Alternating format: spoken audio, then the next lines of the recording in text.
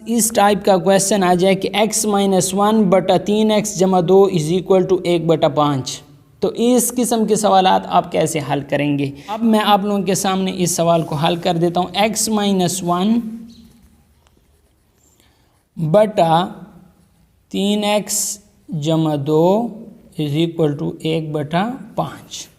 ठीक हो गया।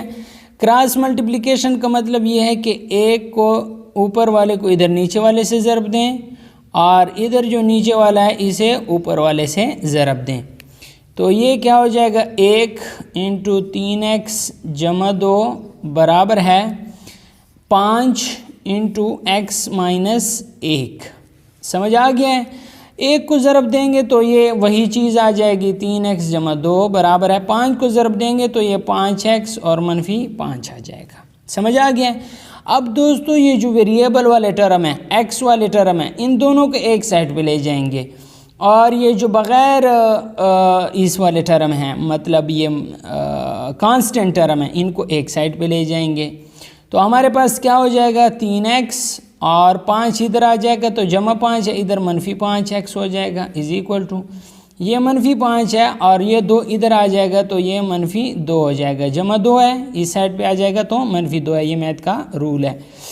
3x से -5x हम ये कर लें तो ये बड़े का निशान लगाएंगे तो बड़ा -5 है तो -2x रह जाएगा और इधर -5 और -2 तो ये आपके पास कितना हो जाएगा, -7। निशान मनफी वाले लगाएंगे और दोनों को ऐड कर लेंगे। ये नफ़ी और इस नफ़ी के साथ कैंसिल हो जाएगा। 2x बराबर है 7 के, दोनों तरफ 2 पर तकसीम करने से 2 इसके साथ कैंसिल हो जाएगा। x हमारे पास आ जाएगा 7/2। तो ये इसका क्या आ जाएगा, सॉल्यूशन आ जाएगा।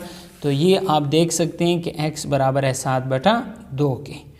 तो उम्मीद करता हूँ दोस्तों आपको इस सवाल की समझ आ गई होगी। ठीक हो गया। x माइनस 1/5 बराबर है 5/4 के। तो इसका ये तरीक़ेकार है, इस तरीके से मैंने आपको समझा दिया। आपने ये वाला सवाल जो है ये इसी तरीके से हल करना है। इस 7 को अंदर ज़रब दें, 7x माइनस 14 बराबर है 21 के।